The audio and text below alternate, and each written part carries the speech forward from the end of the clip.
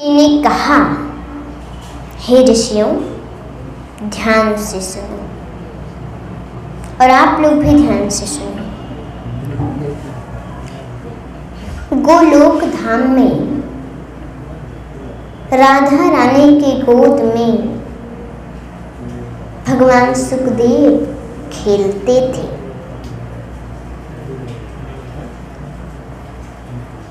क्रीड़ा करते थे और राधा रानी को भगवान कृष्ण के पास कोई चिट्ठी पत्रिका भेजनी होती थी तो इन्हीं के द्वारा भेजते थे।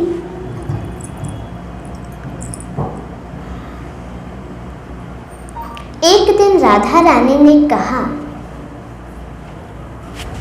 कि सुखदेव जी से, हे पुत्र, तुम मृतलोक में जाओ। मृतलोक समझती हैं? बताइए। हाँ, धरती लोक, मृत्यु नहीं, मृतलोक। मृतलोक में जाओ और वहाँ भागवत जी का प्रचार प्रसार करो। जो यहाँ भागवत जी की कथा चल रही है, इसी के लिए भेजी थी कि जाओ प्रचार प्रसार करो। सुखदेव जी ने कहा, नहीं माता, माफ करें, पर मैं नहीं कर सकता। आपको पता भी है मृतलोक में माया रहती है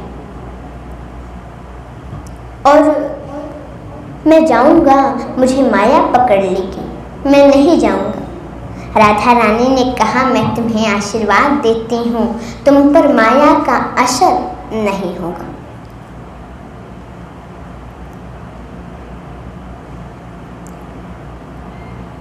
अब राधा रानी का आशीर्वाद यदि मिल जाए तो कैसे माया का असर हो सकता है?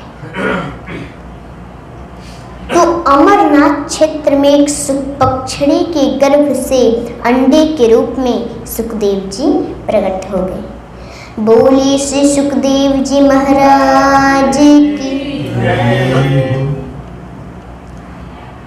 तभी नारद जी भजन करते हुए, भगवान का नाम लेते हुए और जा रहे थे कैलाश पर्वत पर। श्रीमन नारायण नारायण नारायण, हरि बोल नारायण नारायण नारायण, श्रीमन नारायण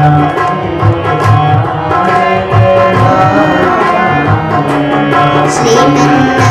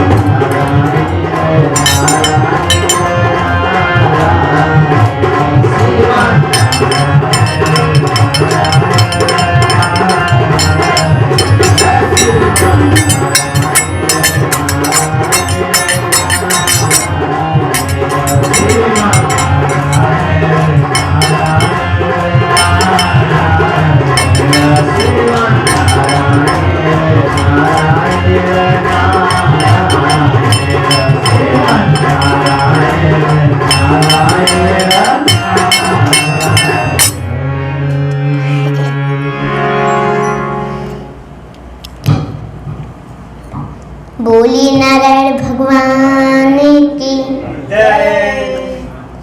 राधा रानी सरकार की जय हो।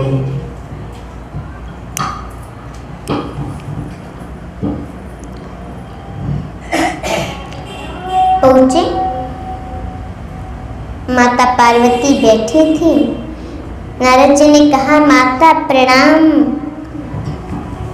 बोले, अरे नारद जी, आप बड़े दिनों के बाद आए हैं, क्या बात है? आना जाना थोड़ा कम कर दिए हैं।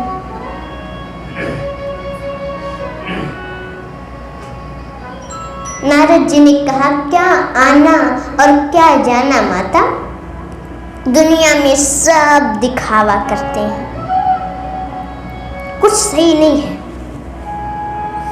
इसीलिए थोड़ा आना जाना कम कर दिया। प्रेम ही कहाँ है दुनिया में? एक बार कोई सत्य बोल दिया, मानो हरिश्चंद्र के बाद मेरा ही नंबर है, और झूठ दिन में 50 बोले, उसकी कोई गिनती नहीं। इसीलिए आना जाना थोड़ा कम कर दिए। उन्होंने कहा, ऐसे तो कोई बात नहीं है नारद जी, यहाँ पर तो, कैलाश पर तो मोर और नाग प्रेम करते हैं, तो फिर कैसे आप कह रहे हैं? और भगवान भोलेनाथ उनको बताना है क्या है, हमें इतना प्रेम करते हैं हमसे, जो गुरु मंत्र नहीं बताया जाता किसी को वो भी बताते हैं, जो मन में हृदय में भगवान की झांकी देखते हैं वो भी हमसे बताते हैं। कुछ छुपाते नहीं, सब बताते हैं, बहुत प्रेम करते हैं। नारद जी ने कहा, तब तो बड़ी अच्छी बात है माता, ये भी बताए होंगे जो गले में मुंड माला धारण करते हैं, वो मुंड किसके हैं? माता ने कहा, ये तो नहीं बताए। नारद जी ने कहा, तो प्रेम क्या खाक करते हैं? माता, जो काम का नहीं है वो सब बताए हैं, और जो काम का चीज है वो बताए ही नहीं, तो प्रेम क्या खाक करते हैं?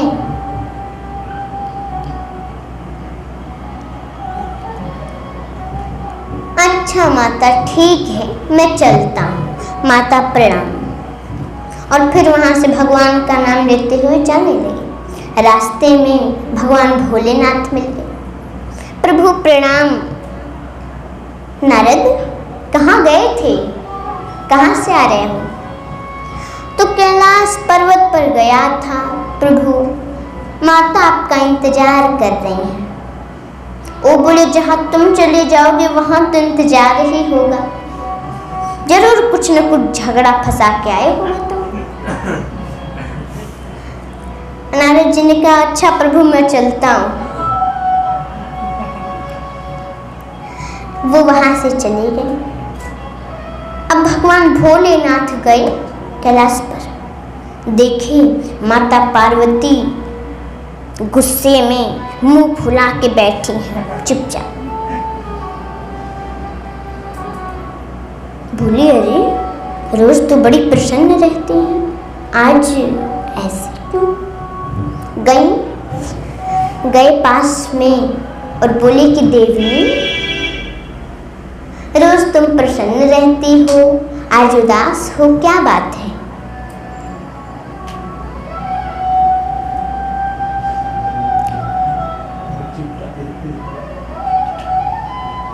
बोली आपसे तो बात करना ही बेकार है। देवी बताओ तो सही, क्या बात है? आप तो कपटी हैं।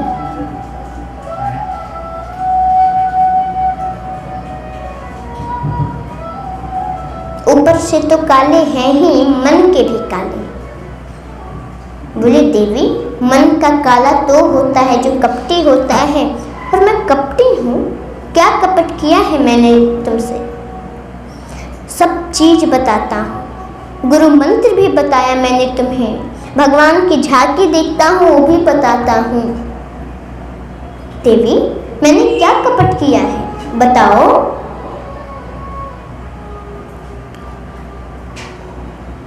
बोली हाँ, कहते हैं सब कुछ बताते हैं, पर ये जो गले में मुंड माला धारण किए हैं, मुंड किसके आपने कभी मुझे बताया? भगवान भोलेनाथ की आंखों में आंसू आ गए। देवी, ये मुंड तो आप ही के हैं। जब जब तुम अपने शरीर का परित्याग करती हो ना देवी, आपकी स्मृति बनी रहे, आपकी याद बनी रहे, इसलिए मैं ये मुंड माला धारण करता हूँ। ये मुंड तो आप ही के हैं।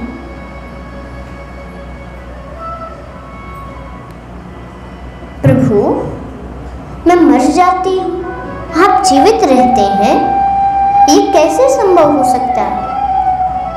उन्होंने कहा देवी, ये सब तो अमर कथा का प्रभाव है। तुम्हें याद है तुम्हारे सती रूप में मैं तुम्हें कथा सुनाने ले गया था, तुमने कथा का अपमान किया, ऋषि का भी अपमान किया, और कथा ध्यान से नहीं सुनी, कथा का भी अपमान हुआ। और मैं कथा ध्यान से सुना, इसलिए ऐसा हुआ। माता ने कहा प्रभु, एक बार गलती हो गई, अब नहीं होगी, अब एक बार और सुना दीजिए। उन्होंने कहा मैं ऐसे नहीं सुना पाऊंगा, एकांत में चलना होगा। बोली आप जहां ले चलेंगे वहां मैं चलूंगी।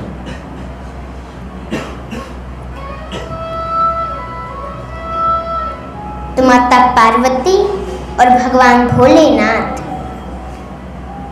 अमरनाथ क्षेत्र में आ गए।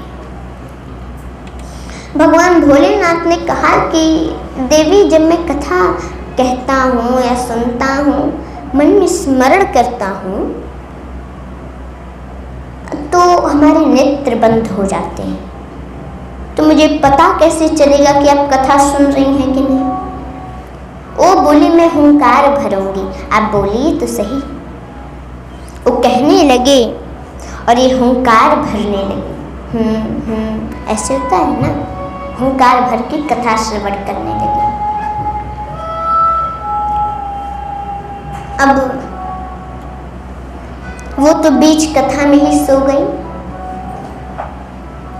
लेकिन जो अंडे के रूप में सुखदेव जी थे, वो अंडा फूट गया और उसमें से एक सुगा निकला और वही हुंकार भरने लगा, कथा सुनने लगा। कथा जब पूरी हुई तो आंखें खोली भगवान ने, देखा तो ये तो सोई है। सोचे मैं जानता था ये अवश्य सो जाएंगी, लेकिन ये हुंकार कौन भर रहा था और कौन कथा सुन रहा था? अपने त्रिशूल को आदेश दे दिए, जाओ देखो यहाँ कौन है। अब तो सुखदेव जी भागने लगे। भागते भागते वेदव्यास जी की पत्नी वेटिका के मुख के रास्ते गर्भ में प्रवेश कर गए।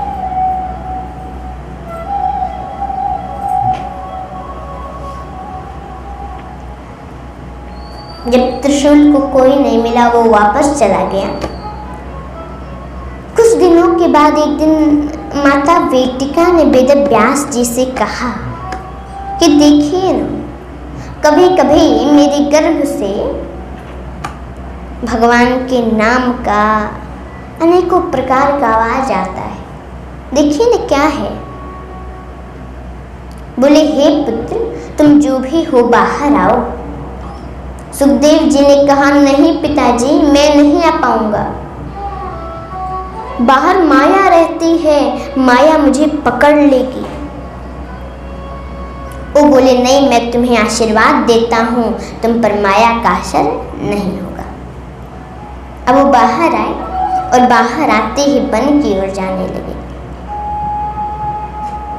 यम प्रव्रजन्तमनुपेतमपेत कृत्यं द्वैपायनो विरह कातराजुहाव। पुत्रेति तन्मयतया तरबो विनेदुस् तं सर्वभूत हृदयं मुनिमानतोऽस्मि। बाहर आते ही वन को जाने लगे। ये तो विरह से कातर होने लगे, व्याकुल होने लगे। हे पुत्र, हे पुत्र, हे बेटा कहाँ जा रहे हो तुम? तुम्हारे ही सहारे तो मैं जीऊंगा। किसके सहारे में जीऊंगा पुत्र? रुक जाओ, रुक जाओ। उस समय तन्मय होने के कारण श्री सुखदेव जी की तरफ से वृक्षों ने उत्तर दिया कि आप लौट जाइए। कोई किसी का पुत्र नहीं, कोई किसी का पिता नहीं।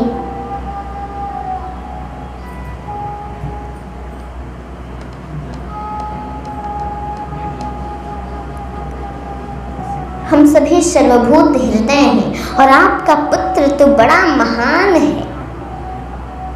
ऐसे सर्वभूत हृदय स्वरूप श्री सुखदेव जी को हम सभी प्रणाम करते हैं।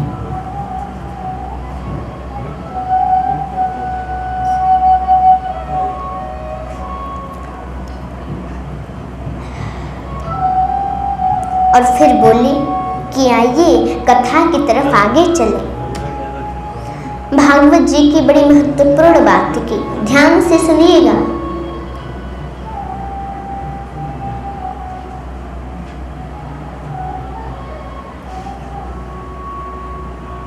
स वै पुंसां परो धर्मो यतो भक्तिरधोक्षजे अहेतुक्य प्रतिहता यजात्मा संप्रसेदति।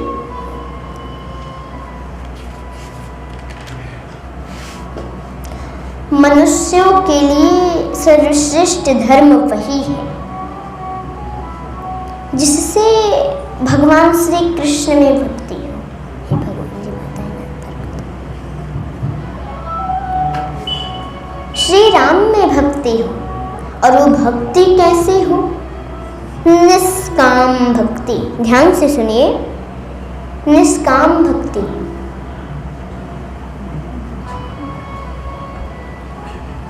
हम लोग कामना वाली भक्ति करते हैं, भक्ति करते हैं कामना से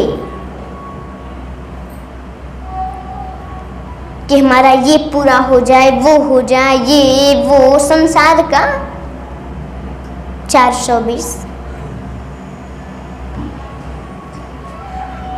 कामना वाली भक्ति करते हैं हम लोग, और ऐसी भक्ति नहीं होनी चाहिए। धर्म क्या है सर्वश्रेष्ठ? कि निष्काम भक्ति, बिना कामना के। हम लोग हैं कोई न कोई कामना कर ही देते हैं कि भक्ति करेंगे भगवान का धाम मिल जाएगा, स्वर्ग मिल जाएगा, हई मिल जाएगा, हो मिल जाएगा। पर निष्काम भक्ति करनी चाहिए जिसमें किसी भी प्रकार का कोई कामना न हो। और वास्तव में तो भगवान से कुछ मत मांगिए, क्योंकि रही मन वो नर मर चुके, जो कहूँ मांगन जाय, पर उससे पहले वो मरे, जिन मुख सो निकसत नाहि। वो तो मर चुके हैं जो मांगते हैं। मत मांगे भगवान से। कहते हैं हे भगवान, हे भगवान। भगवान है किस बात का भगवान? तब जब मांग ही लेते हैं। भगवान है तो सब कुछ जानते होंगे हमारे मन में क्या है।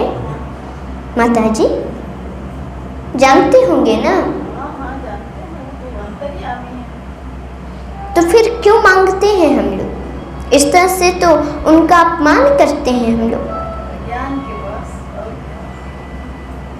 तो इस अज्ञानता को मिटाइए ना।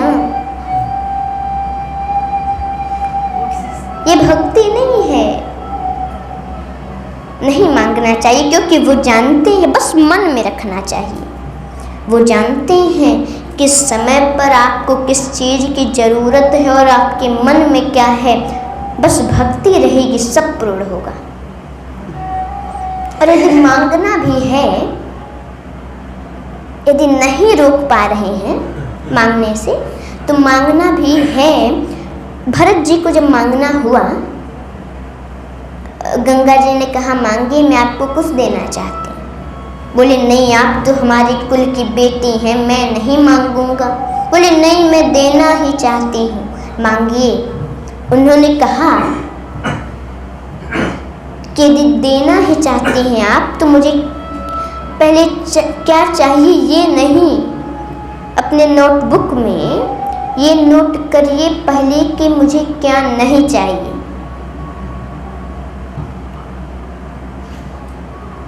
बोली हाँ, बोली।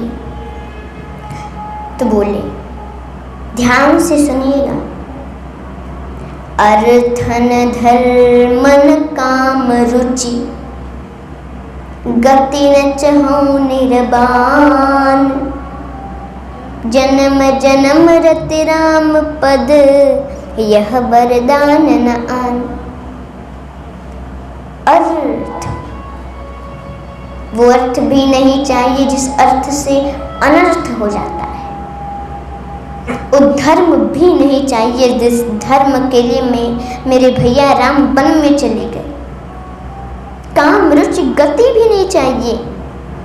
जन्म जन्म रति राम पद, जन्म जन्मांतर तक मुझे राम के चरणों की धूल चाहिए। यही वरदान दीजिए। इसलिए आपको भी मांगना है तो देने वाले को ही मांग लीजिए, तब किस चीज की जरूरत पड़ेगी, सब मिल जाएगा। जोर से बजाइए, बजाना है तो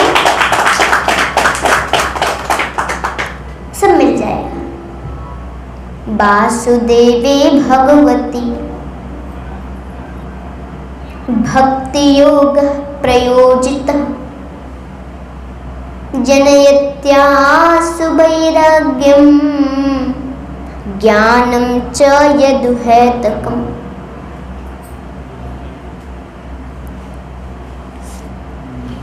बिना प्रेम रीझत नहीं नटवर नंद किशोर। भगवान श्री कृष्ण में मन लगाते ही, भक्ति होते ही, अनन्य प्रेम से उनमें चित्त जोड़ते ही निष्काम ज्ञान और वैराग्य का आविर्भाव हो जाता है। और भक्ति अनुष्ठान करने के बाद भी यदि अनुराग न हो तो सब बेकार है, कोई लाभ नहीं है कुछ करने से।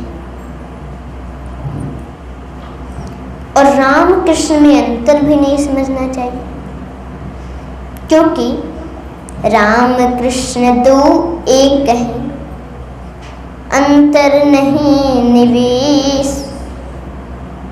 सही बात तो ये है। अंतर क्या है? तो इनके नयन गंभीर हैं, इनके चपल विशेष।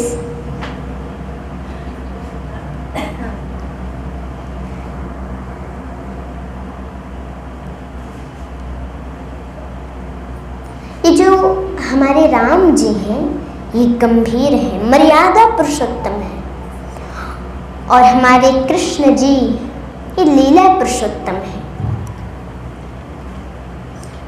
भगवान को तो केवल प्रेम चाहिए, प्रेम के कारण ही वो जमीन पर अवतार लेते हैं,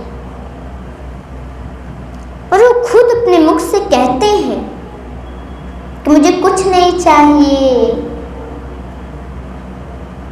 भाव का भूखा हूँ मैं, भाव ही बस सार है,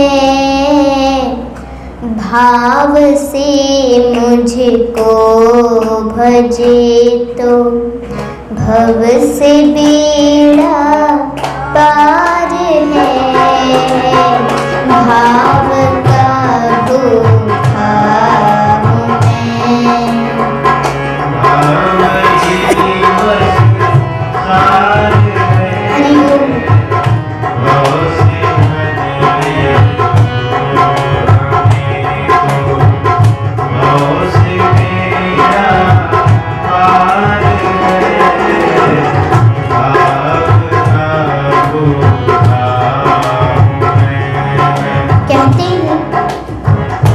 बिना भाव के मुझे कोई कुछ भी दे दे,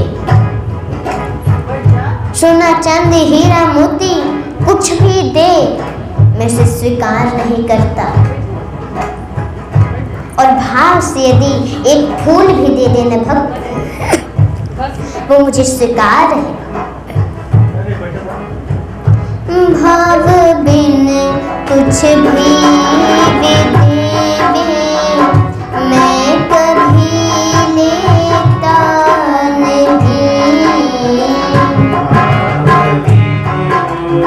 कुछ भी देवे मैं कभी लेता नहीं, भाव बिन कुछ भी दे मैं कभी लेता नहीं,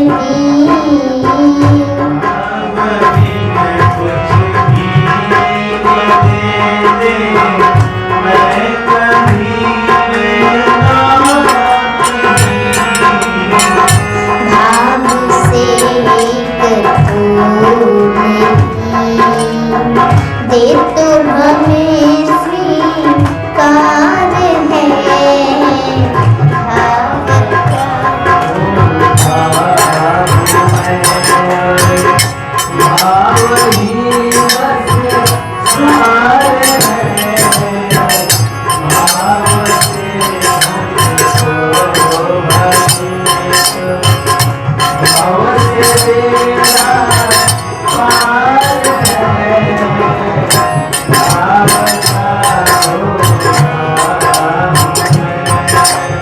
प्रभु कहते हैं कि भाव के बिना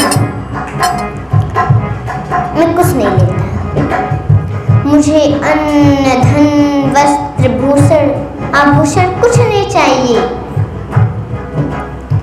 बस एक बार भक्त कह दे हम तुम्हारे थे प्रभु जी, हम तुम्हारे हैं, हम तुम्हारे ही रहेंगे, ओ मेरे प्रियतम। तुम हमारे थे प्रभु जी, तुम हमारे हो, तुम हमारे ही रहोगे, ओ मेरे प्रियतम। बस यही मुझे चाहिए, अन्न धन और वस्त्र भूषण कुछ न मुझको चाहिए,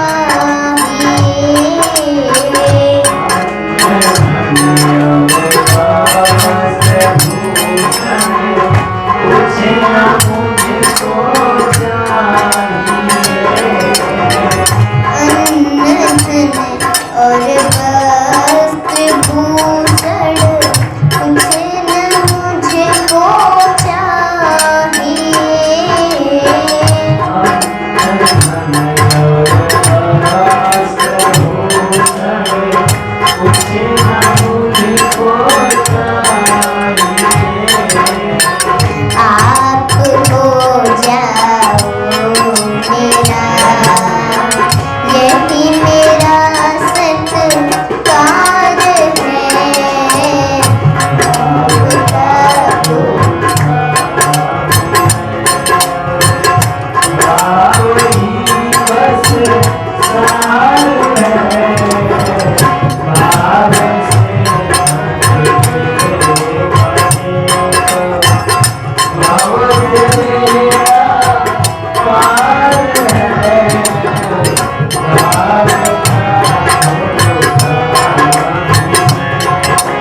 भगवान कहते हैं कि भाव के बिना मुझे कोई पुकारे मैं नहीं सुनता, और यदि भाव से कोई मेरी भक्ति करे तो वो भक्ति मुझे लाचार कर देती है, क्योंकि प्रभु क्या कहते हैं आप लोगों को पता है? वो कहते हैं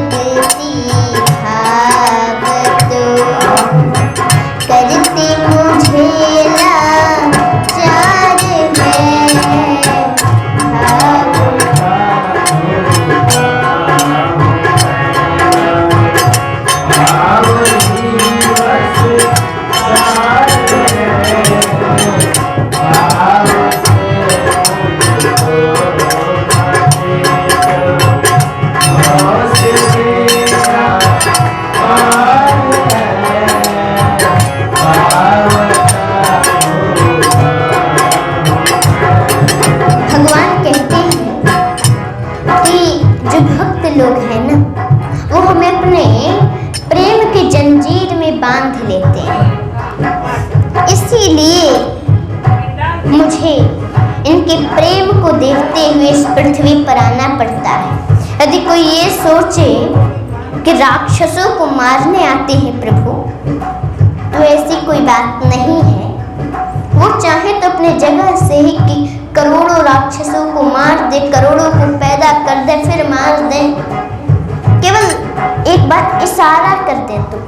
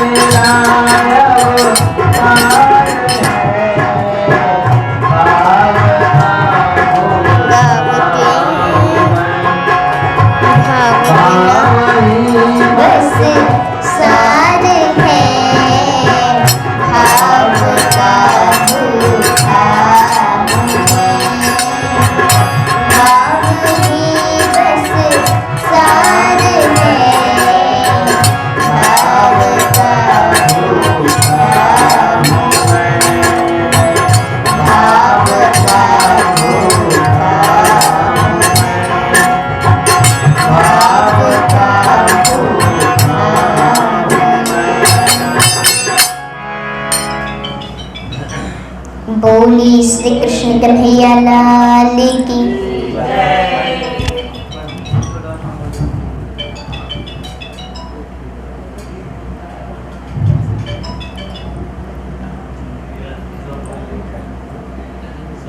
भगवान प्रेम के कारण आते हैं, केवल भाव, कुछ नहीं चाहिए उन्हें। वो ये भी नहीं देखते कौन 1000 का पहनता है कपड़ा और कौन 100 रुपये का। यदि कोई ये समझे कि जो महंगा कपड़ा पहनता है उसे भगवान मिलते हैं, जो पीला कपड़ा पहनता है उसे भगवान मिलते हैं, तो नहीं। आप एक लंगोटी पहनकर भगवान की भक्ति करिए ना। आप गरीब हैं या अमीर ये नहीं प्रभु देखते, बस भाव। भाव के बस में है भगवान, भाव के बस में है भगवान, भाव के बस में है भगवान।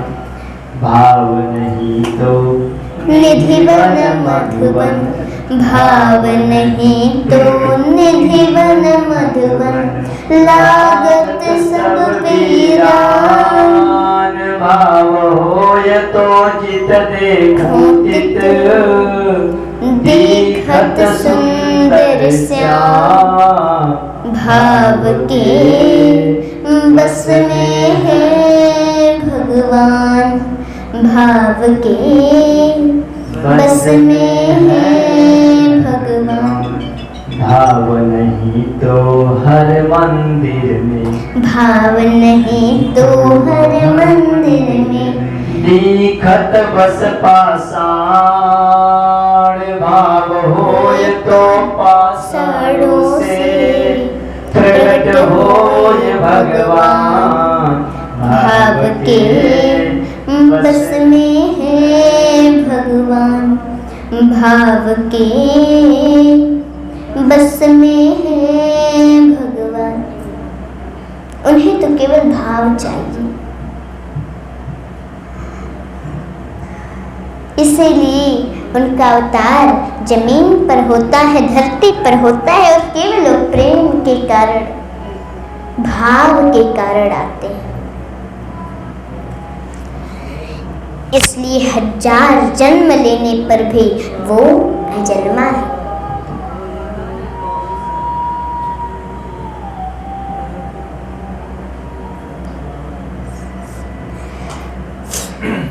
भगवान के पहले अवतार के बारे में बताया, स एवं प्रथमं देव कौमारं सर्गमास्थितं चचार दुश्चरं ब्रह्मा ब्रह्मचर्यमखण्डितम्। परब्रह्म नारायण ने कौमार सर्ग में सनक, सनंदन, सनातन, सनत कुमार इन 4 ब्राह्मणों के रूप में अवतार लेके अत्यंत कठिन ब्रह्मचर्य का पालन किया। यह भगवान का पहला अवतार हुआ। और द्वितीयं तो भवायास्य रसातलागतं महिम् उद्यजुष्यनुपादत्ता यज्ञेशः सौकरं वपुः। दूसरा हुआ बाराह अवतार। दूसरी बार इस संसार के कल्याण के लिए समस्त यज्ञों के स्वामी उन भगवान के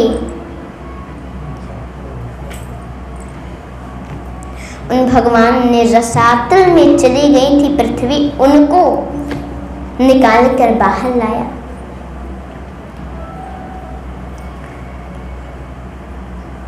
और शुकर रूप ग्रहण किया। और तीसरा नारद जी के रूप में अवतार लिया। और धर्म पत्नी मूर्ति के गर्भ से उन्होंने नर और नारायण के रूप में चौथा अवतार हुआ उनका। और पंचमः कपिलो नाम सिद्धेशः कालविप्लुतम् प्रोवाचासुरैः साख्यं तत्त्वग्रामवि निर्णय। 5वें अवतार में सिद्धों के स्वामी कपिल देव के रूप में तत्वों के निर्णय करने वाले सांख्य शास्त्र का उपदेश आश्री नामक ब्राह्मण को किया। और अनुसुईया के वर मांगने पर 6वें अवतार में अत्रि की संतान दत्तात्रेय जी के रूप में प्रकट हुए। वही दत्तात्रेय जी जिनके 24 गुरु थे।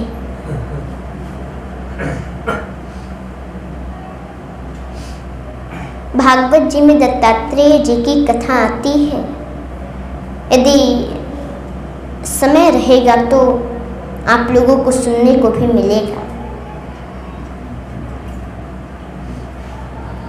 अंतिम की कथा है, अंतिम में सुनाई जाती है। फिर ऐसे ही 6वें अवतार के बारे में, 7वें अवतार के बारे में बताया। फिर बोला अष्टमे मेरु दिव्यं तु नाभिर्जात उरुक्रम दर्शयन् वर्मधीराणां सर्वाश्रम नमस्कृतम्। राजा नाभि की पत्नी मेरु देवी के गर्भ से ऋषभदेव के रूप में 8वां अवतार प्रभु ने लिया। फिर ऐसे ही 8वां, 9वां, 10वां, 11, 12, 13, 14, 15, 16, 17, 18, 19, 20, 21, 22, 23 अवतार अभी तक उनका हुआ है। और 24वां अवतार अभी आगे होगा, कल्कि अवतार। ये बताया और फिर बोला एते चां सकलाः पुंसः कृष्णस्तु भगवान् स्वयं इंद्रारी व्याकुलं लोकं मृडयन्ति युगे युगे। ये सब अवतार तो भगवान के अंशावतार अथवा कलावतार है, लेकिन भगवान श्री कृष्ण तो वास्तव में भगवान ही है। जब लोग दैत्यों के अत्याचार से व्याकुल हो जाते हैं, संत लोग परेशान हो जाते हैं, तब युग युग में अनेक रूप धारण करके उनके रक्षा के लिए प्रभु आते हैं। लेकिन फिर इसको सुन करके ऋषियों ने प्रश्न किया कि सुखदेव जी के बारे में तो हम जानते हैं, पर वेदव्यास जी इनका जन्म कैसे हुआ, किस परिवार में हुआ, क्यों हुआ, इन्होंने 17 पुराण की रचना क्यों करी, ये हमें बताइए। सुखदेव जी के बारे में तुम जानते हैं कि जब संन्यास के लिए जा रहे थे वन की ओर, तो वेदव्यास जी पीछे पीछे जाने लगे। रास्ते में कुछ स्त्रियां स्नान कर रही थीं, तो नंगे सुखदेव जी को देख करके वस्त्र धारण नहीं किया, पर वस्त्र पहने हुए वेदव्यास जी को देख करके लज्जा से कपड़े पहन लिए। वेदव्यास जी ने इसका कारण पूछा, ऐसा क्यों? उन्होंने कहा, हे वेदव्यास जी सुनिए, तद्दक्ष पृच्छते मुनौ जगदुश्वास्ते स्त्री पुंवेदानत सुतस्य विवेक दृष्टि। हे व्यास जी, आपकी दृष्टि में तो भी स्त्री पुरुष का भेद बना हुआ है, और आपकी पुत्र की शुद्ध दृष्टि में तो यह भेद नहीं है। तब व्यास जी लौट गए थे कि इतना महान मेरा पुत्र है।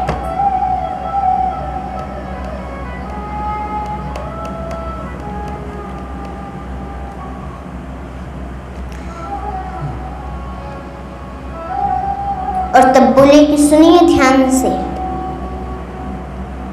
उनकी कथा मैं आपको ये बताता हूँ किस परिवार में उनका जन्म हुआ, फिर आगे की कथा मैं कल बताऊंगा।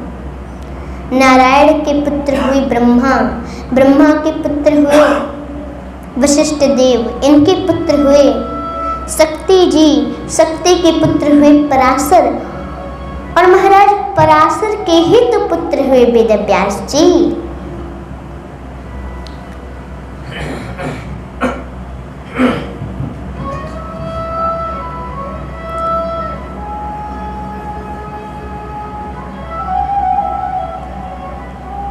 और फिर इन्होंने 17 पुराण की रचना की।